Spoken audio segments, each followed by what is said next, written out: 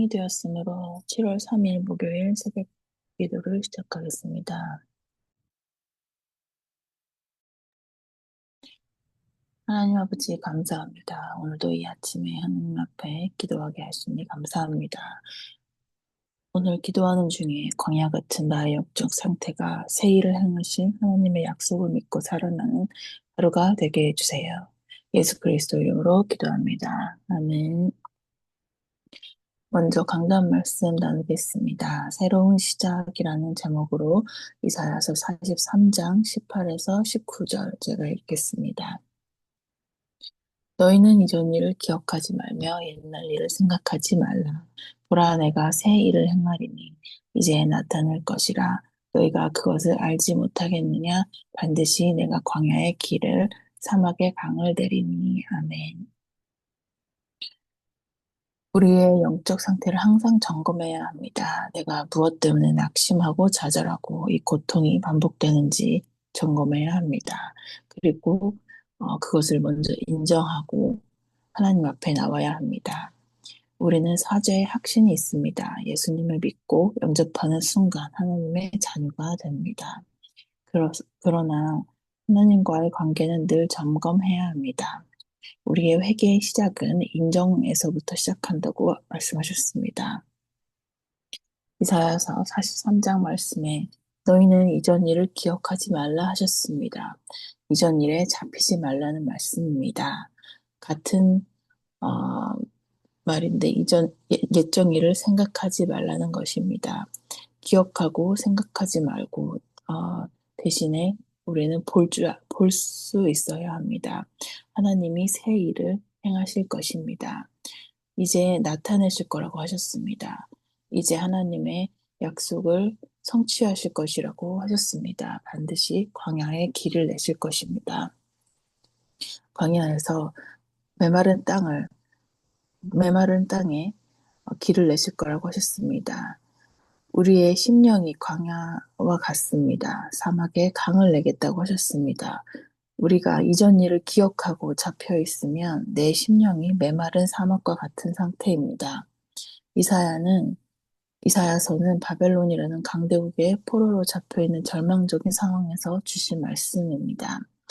완전히 절망에 빠져 과거의 실패와 고통에 묶여 미래에 대한 기대감도 포기한 상태에서 주신 말씀입니다. 우리의 삶의 절망 속에서도 하나님이 새로운 일을 시작하실 것을 약속하셨습니다. 과거의 일이 아니고 오늘 진행 중인 말씀입니다. 그래서 나의 영적 상태를 항상 점검해야 합니다. 과거에 매여 있으면 안 되고, 과거에 매여 있으면 내 미래가 발목 잡히게 되어 있습니다. 우리는 미래에 대한 기대감이 있어야 합니다. 그러나 과거의 상처와 트라우마에 갇혀서 항상 거기에 잡혀 있습니다.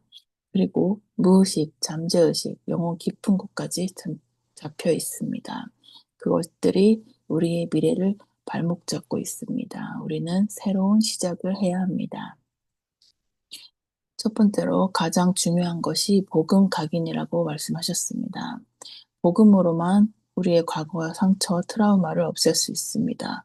골로새서 2장 6절에서 7절에 그러므로 너희가 그리스도 예수를 주로 받았으니 그 안에서 행하되 그 안에 뿌리를 받고 세움을 받아라라고 하셨습니다. 그 안에 뿌리를 박으면 말씀을 받은 대로 믿음에 굳게 서서 감사함이 넘친다고 하셨습니다. 그래서 우리는 진단을 해보아야 합니다. 우리가 복음이 없는 상태인지, 복음을 모르는 상태인지, 복음을 놓친 상태인지 진단을 해봐야 한다고 하셨습니다. 복음이 없는 상태는 한 번도 들어보지 못한 상태이며, 복음을 모르는 상태는 복음을 받기는 했으나 전혀 양육받지 못한 상태를 말합니다. 우리는 후대를 위해서 양육 메시지를 통해 항상 그들을 양육해줘야 합니다. 영접의 의미와 축복을 양육해줘야 하고 신자의 축복을 양육해줘야 하며 구원받은 자의 확신, 신자의 발판 등을 양육해줘야 합니다. 그렇지 않으면 절망이 오면 그대로 넘어진다고 말씀하셨습니다. 그리고 원한 맺힌 사연 속에서 예수를 믿어야 한다고 합니다. 그것이 바로 나의 오직입니다.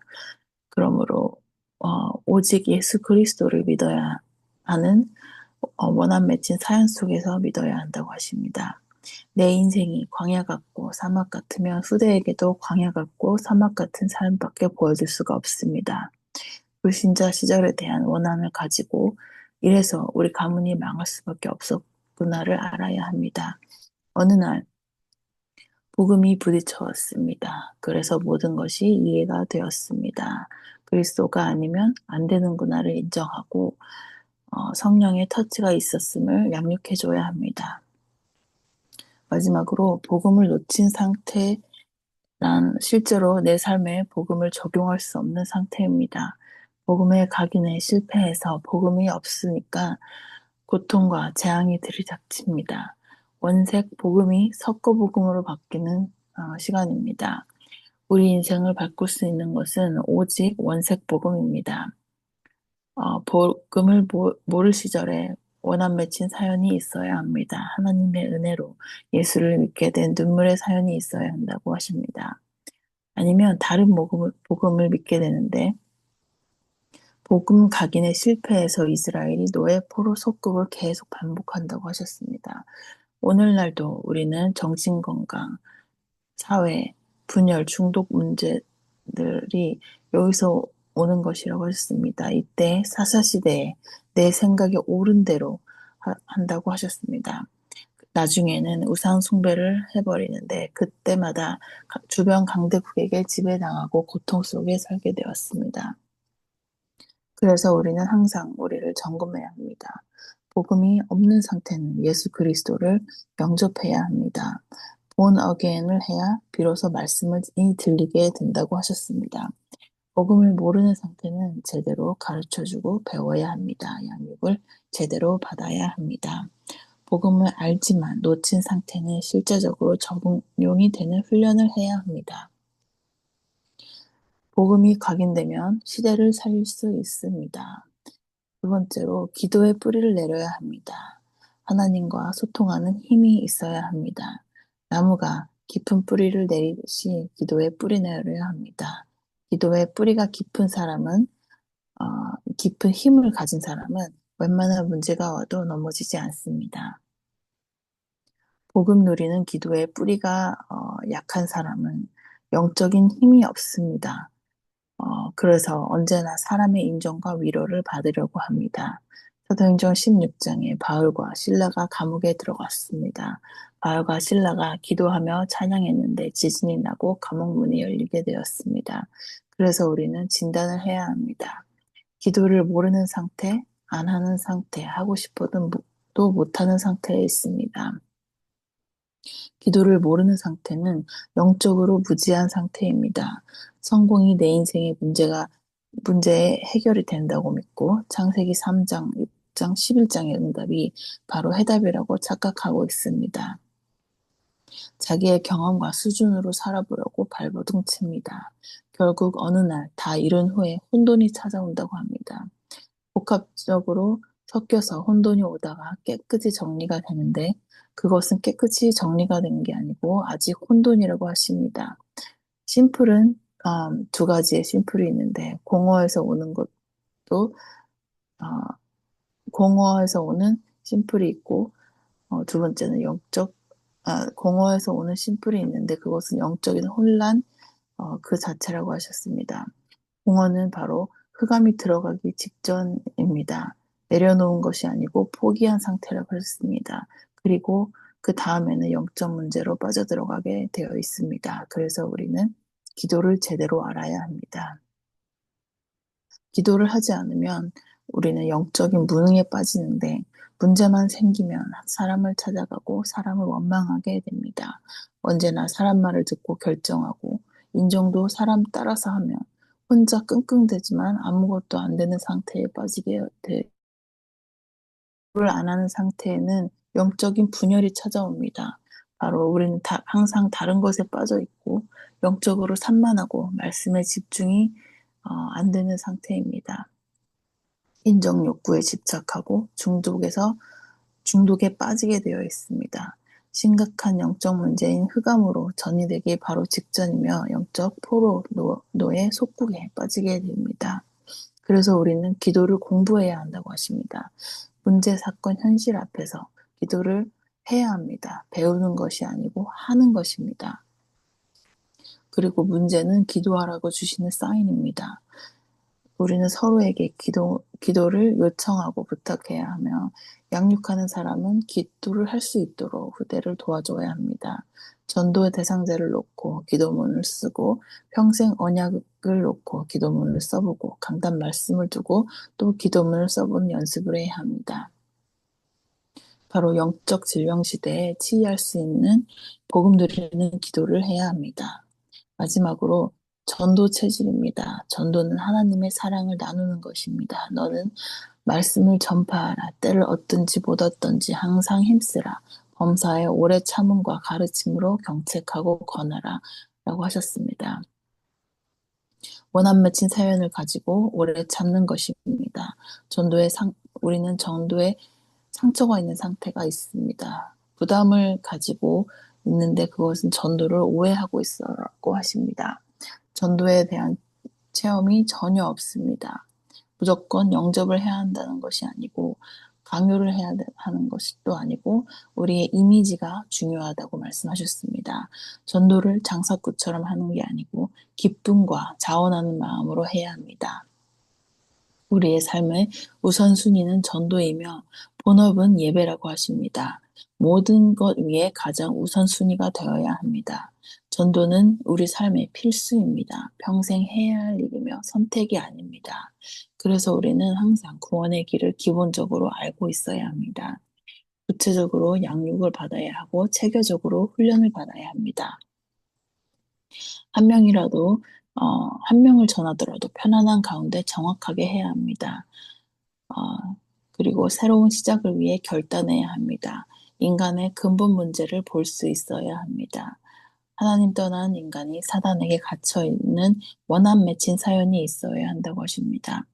복음을 잃어버린 사람에게 복음만이 유일한 해답입니다. 아무리 연약해도 복음을 붙잡고 있으면 끝입니다. 어떤 문제도 복음 안에서는 문제가 아닙니다. 영혼을 치유하고 죄와 사망의 권세를 해방시켜 줍니다. 참된 평안을 주고 우리의 삶을 변화시킵니다. 그리고 사단의 권세를 끝내셨습니다. 복음을 각인시키고 복음 안에 각인되고 기도로 복음을 누리고 기도에 뿌리 내려야 합니다. 그리고 복음을 사랑하고 전하는 전도 체질이 되어야 합니다. 다음으로 기도 수첩 말씀 나누겠습니다. 흩어진 제자들, 다민족 공무원을 살리는 연결선이 있어야 한다라는 제목으로 사도행전 8장 26에서 40장 제가 읽겠습니다. 주의 사자가 빌립에게 말하여 이르되 일어나서 남쪽으로 향하여 예루살렘에서 가사로 내려가는 길까지 가라 하니 그 길은 광야라. 일어나 가서 보니 에디오피아 사람 곧 에디오피아 여왕 간다게의 모든 국고를 맡은 관리인 네시가 예배하러 예루살렘에 왔다가 돌아가는데 수레를 타고 선지자 이사야 글을 읽더라. 성령이 빌립더러 이르시되 이 수레를 가까이 나아가라 하시거늘 빌립이 달려가서 선지자 이사야의 글을 읽는 것을 듣고 말하되 읽는 것을 깨달느냐 대답하되 지도해 주는 사람이 없으니 어찌 깨달을 수 있느냐 하고 빌립을 청하여 수레에 올라 같이 앉으니 하니라.